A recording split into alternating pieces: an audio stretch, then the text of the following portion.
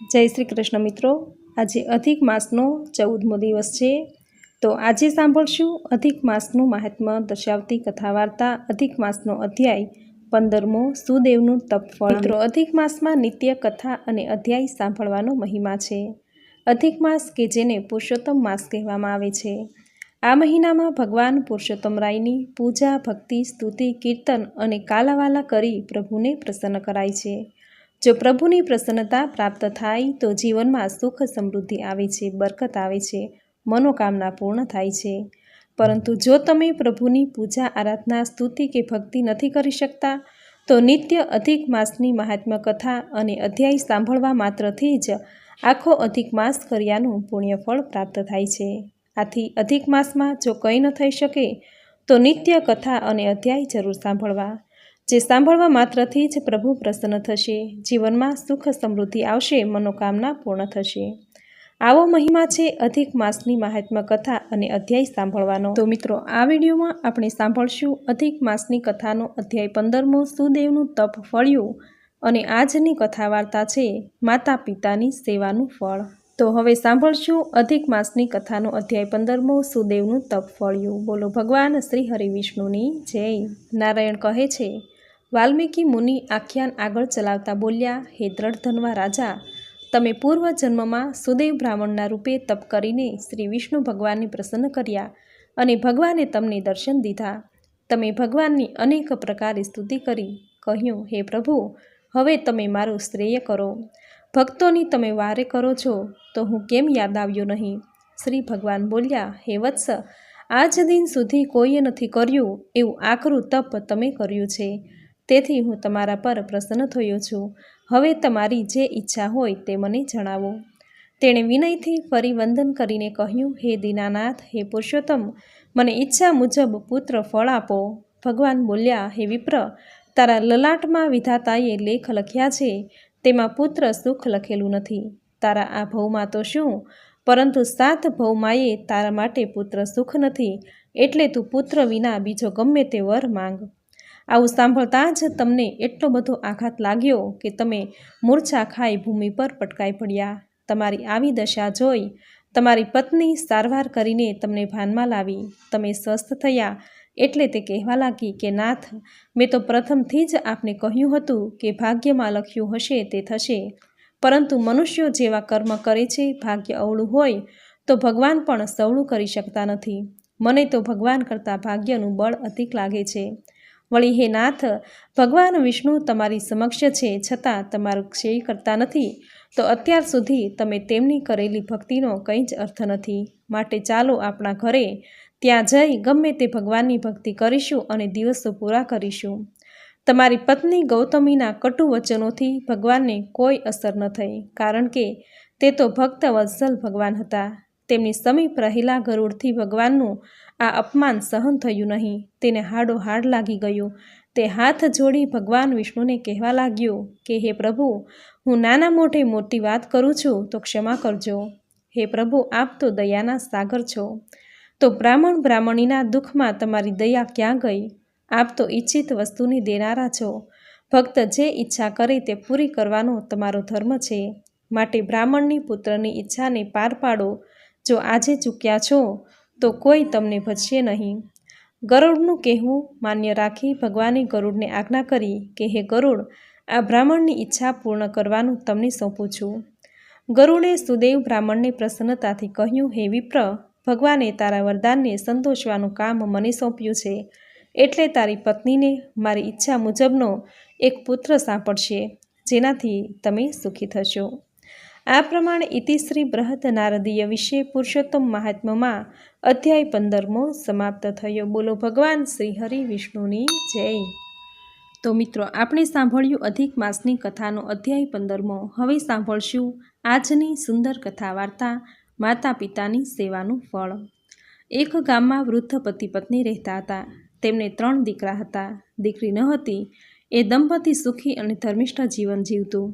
3 દીકરાઓ ઉંમરલાયક થતાં તેને પરણાવ્યા અને પછી માતા પિતાએ પોતે થઈને અલગ અલગ મકાનો ખરીદી તેમાં રાજ રચેલું ખરીદી આપી સ્વતંત્ર રહેવા જુદા રાખ્યા। માતા પિતા વૃદ્ધાવસ્થાને કારણે પોતે ઝાઝું કામકાજ કરી શકે તેમ ન હતા, છતાં મહેનત કરીને સમય પસાર કરતા. ગમે તે થાય પણ માતા પિતા ત્રણેય દીકરાઓ તથા વહુઓના ઓશિયાળા થવા માંગતા ન હતા. વૃદ્ધ ડોશા ડોશી ભક્તિભાવવાળા હતા. દરેક 3.5 વર્ષે આવતા અધિક પુરુષોત્તમ માસનું વ્રત કરતા.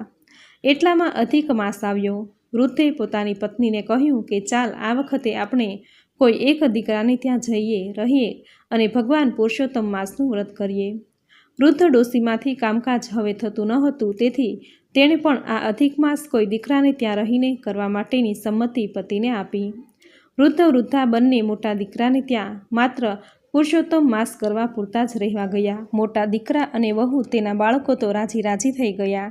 તેમણે પ્રેમાળ આશ્રય આપ્યો. પછી નિરાંતે બેસતા વૃદ્ધે વાતમાં કહ્યું કે આવતીકાલથી અધિક માસ શરૂ થાય છે, તેથી અમે તમારે ત્યાં 1 મહિના માટે રહીશું, વ્રત કરીશું, ભગવાનની ભક્તિ કરીશું અને કથા વાર્તા પણ સાંભળીશું. ડોસા ડોશીએ 1 મહિનો વ્રત કરવા માટે રહેવાની જ્યાં વાત કરી ત્યાં તો તરત જ મોટા દીકરા વહુનું મોં મચકોડાયું. નાકના ટેરવા ફૂલી ગયા. વહુ બોલી કે મારાથી 1 મહિના સુધી તમારું વૈતરું નહીં થાય. વળી અમારે તો 6 જ રૂમનો બંગલો છે, બાળકો છે, તેથી સૂવાની સગવડ પણ નથી. તમારો સમાવેશ થઈ શકે તેમ નથી, તેથી તમે બંને નાના દીકરાને ત્યાં જઈને રહો. ડોશા ડોશી વહુનો નન્નો સાંભળીને સમસમી ઉઠ્યા, પણ કોઈ ઉપાય ન હતો. તેથી બંને જણા કપડાની થેલી લઈને નાના દીકરાને બંગલે ગયા. નાનો પુત્ર તો ના નહીં જ પાડશે એમ વૃદ્ધ માતા પિતા માનતા હતા. નાના દીકરા વહુએ પણ મા બાપ ઘણે દિવસે મળવા આવ્યા હશે એમ માનીને તેને આવકાર આપ્યો. પછી તે જ સાંજે વૃદ્ધે 1 મહિનો રહેવાની વાત કરી. ત્યારે તેમણે પણ આમ તેમ ગલ્લા તલ્લા કરીને વચલા દીકરાને ત્યાં જઈને 1 મહિનાનું વ્રત કરવા શાણી સલાહ આપી અને મધ ઝરતા મીઠા વચનો કહ્યા. મા બાપ તો નિરાશ થઈને પછી આખરી ઉપાય તરીકે વચલા દીકરાને ત્યાં ગયા. વચલો દીકરો સમજુ હતો, વિવેકી હતો, માતા પિતાનું માન સન્માન સાચવનારો હતો. તેની વહુ પણ શાણી હતી. બંનેએ માતા પિતાને કહ્યું, હા ભલે ખુશીથી રહેજો અને તમારું વ્રત કરજો. બંનેએ પ્રેમથી મા બાપને રાખ્યા. તેનો પણ 5 રૂમનો બંગલો હતો, બાળકો પણ હતા. પુરુષોત્તમ માસના સુદ પડવાના દિવસે માતા પિતાએ વ્રત શરૂ કર્યું. અખંડ દીપ રાખ્યો. રોજ પ્રાતઃકાળે ડોસા ડોશી નદીએ સ્નાન કરીને કાંઠાગોરની પૂજા કરી કથા વાર્તા સાંભળીને ઘરે આવતા. વચલા દીકરાની વહુ તેના હાથમાંથી એના ભીના કપડાં લઈ લેતી અને બારણા પર રાખતી. એ બારણાની પાછળ કોઠી હતી. માતા પિતા વૃદ્ધાવસ્થાને કારણે કપડાં બરાબર નીચોવી શકતા ન હતા. કપડામાંથી પાણીના ટીપાં ટપકીને કોઠીમાં પડતા હતા. ઘરમાં કોઈને ખબર જ ન હતી કે એ પાણીના ટીપાના મોતીના દાણા બનતા હતા. વૃદ્ધ માતા પિતા એકટાણું કરતા. વચલા દીકરાની વહુ દરરોજ જુદી જુદી વાનગી બનાવીને તેમને જમાડતી. શાંતિથી રહેતા માતા પિતાની આંતરડી ઠરતી અને તેઓ મનમાં ને મનમાં દીકરા વહુને આશીર્વાદ આપતા. સમયને જતાં ક્યાં વાર લાગે છે એમ કરતાં અધિક માસ પૂરો થવા આવ્યો. માતા પિતાએ અધિક માસનું ઉજવણું કરવાનું નક્કી કર્યું. તેમની પાસે જે 2 પૈસા હતા તે તેમણે વચલા દીકરા વહુને આપ્યા. તેમાંથી ઉજવણું કરવાનો ખર્ચો કરવા કહ્યું. પુરુષોત્તમ માસની સમાપ્તિને દિવસે અનાજ કાઢવા માટે વહુએ કોઠીમાં ડોકિયું કર્યું તો તેને ત્યાં કંઈક ચળકતું દેખાયું. તેણે કોઠીમાં હાથ નાખતા તેના હાથમાં મોતીના દાણા આવ્યા. તેણે તરત પોતાના પતિને બોલાવી દાણા બતાવ્યા. પછી પતિ પત્ની બંને થોડા મોતીના દાણા લઈને ગામના ઝવેરીને ત્યાં ગયા અને તેને બતાવ્યા. એ સાચા મોતી છે એમ ઝવેરીએ કહ્યું. દીકરો અને વહુ થોડા મોતી વેચીને રોકડ રકમ લઈને ઘરે આવ્યા. દીકરા વહુએ માન્યું કે નક્કી મા બાપની સેવા કરવાથી અને ભગવાન પુરુષોત્તમ રાયની કૃપાથી જ આ બધું બન્યું છે. તેમણે હોશે બધી વાત માતા પિતાને કરી અને સૌ રાજી થયા. ઉજવણું કરવાનો દિવસ નક્કી થયો. દીકરા વહુએ 2-4 નહીં પણ પૂરા 51 બ્રાહ્મણોને જમાડવાના નોતરા દીધા. ભાઈઓ, ભાભીઓ અને તેના બાળકો તથા સગા વહાલાને પણ જમવા બોલાવ્યા. રંગે ચંગે ઉજવણું કરાયું. 51 બ્રાહ્મણોને વસ્ત્રદાન અને દક્ષિણા પણ સારી આપવામાં આવી. આ જોઈને મોટા અને નાના દીકરા વહુ સૌ વિચારમાં પડ્યા. તેઓ અંદર વાતો કરવા લાગ્યા કે વચલા પાસે આટલી બધી સંપત્તિ ક્યાંથી આવી? નક્કી આમાં કંઈક ગોટાળો છે. સૌ જુદી જુદી તર્ક વિતર્કો કરવા લાગ્યા. મોટા દીકરાની વહુએ વચલા દીકરાની વહુને પૂછપરછ કરી કે તમે અધિક માસનું ઉજવણું તો રંગે ચંગે કર્યું, પણ આટલા બધા પૈસા આવ્યા ક્યાંથી? આપણા સાસુ સસરા પાસે તો એકલી મૂડી કંઈ છે જ નહીં, તો પછી આ ઉજવણું કેવી રીતે કર્યું? વચલી વહુએ જે સત્ય હતું તે કહી દીધું. આથી મોટા તથા નાના દીકરાની વહુઓને ભારે પસ્તાવો થયો. તેમણે નક્કી કર્યું કે હવે બીજો અધિક માસ આવશે ત્યારે માતા પિતાને અમારે ત્યાં જ રાખીશું. મોટા નાના દીકરા વહુએ બીજા પુરુષોત્તમ અધિક માસ ક્યારે આવે તેની કાગડોળે રાહ જોવા લાગ્યા. વખત જતાં પાછો અધિક માસ આવ્યો.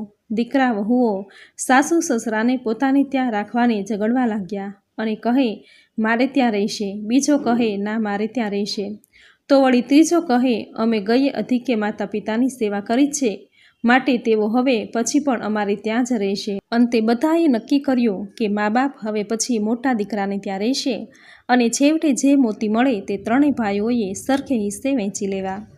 માતા પિતા તો મોટા દીકરાને ત્યાં રહેવા લાગ્યા. અધિક માસ શરૂ થયો. પડવાને દિવસે મોટી વહુએ માતા પિતાને કહ્યું કે તમે નદીએ સ્નાન કરીને આવો એટલે તમારા ભીના વસ્ત્રો મને જ આપી દેજો, તેને બહુ નીચવશો નહીં. માતા પિતા તો બિચારા વહુ કહે એ બધુંય કરવાને તત્પર હતા. દિવસ પર દિવસ વીતવા લાગ્યા. મોટી વહુ મોતીની લાલચે ઘરડા મા બાપને સાચવતી હતી, સાચવવાનો ડોળ કરતી અને તે રોજ મોતીના જ સપનો તેને આવતા. આખરે પુરુષોત્તમ માસ પૂરો થયો. બધા દીકરા વહુઓએ ધામધૂમથી ઉજવણું કરવાનું વિચાર્યું. તેણે તો મોટે ઉપાડે આખા ગામમાં સાગમટે જમવાનું આમંત્રણ આપ્યું. ઉજવણું થયું.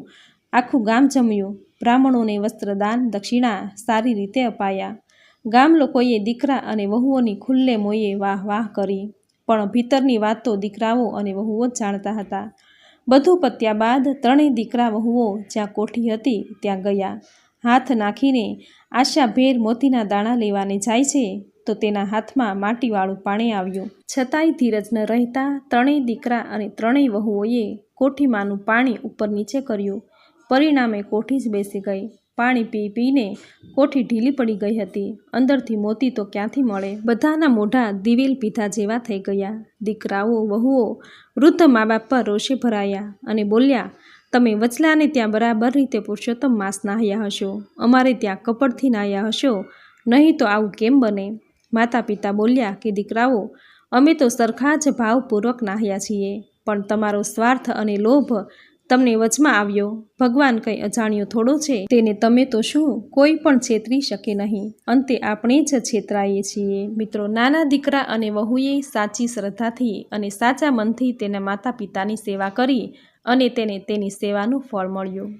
આથી માતા પિતાની સેવા કરવી એ 68 તીર્થયાત્રા કર્યાનું પુણ્ય ફળ બરાબર છે. એક ગીતની કડીમાં કહ્યું છે કે ભૂલો ભલે બીજું બધું મા બાપને ભૂલશો નહીં, અગણિત છે ઉપકાર એના કદી એ વિસરશો નહીં. તો મિત્રો, આ વિડીયોમાં આપણે સાંભળ્યો અધિક માસની કથાનો અધ્યાય 15મો અને આજની સુંદર કથા વાર્તા માતા પિતાની સેવાનું ફળ, જે તમે પૂરી શ્રદ્ધાથી સાંભળી, જે સાંભળવી તમને જરૂર ગમી હશે. તો વિડીયોને લાઇક કરી કોમેન્ટમાં જય શ્રી હરિવિષ્ણુ, જય પુરુષોત્તમ રાય જરૂર લખજો. ચેનલ પર નવા છો તો ચેનલ સબસ્ક્રાઈબ કરી બાજુમાં બેલ આઇકન પ્રેસ કરી દેજો, જેથી આપણા આવનાર દરેક નવા વિડીયોની નોટિફિકેશન તમને મળતી રહે. તો ફરી મળીશું આવી જ નવી ધાર્મિક માહિતી, નવી ધાર્મિક કથા સાથે. ત્યાં સુધી આપ સૌને મારા જય શ્રી કૃષ્ણ.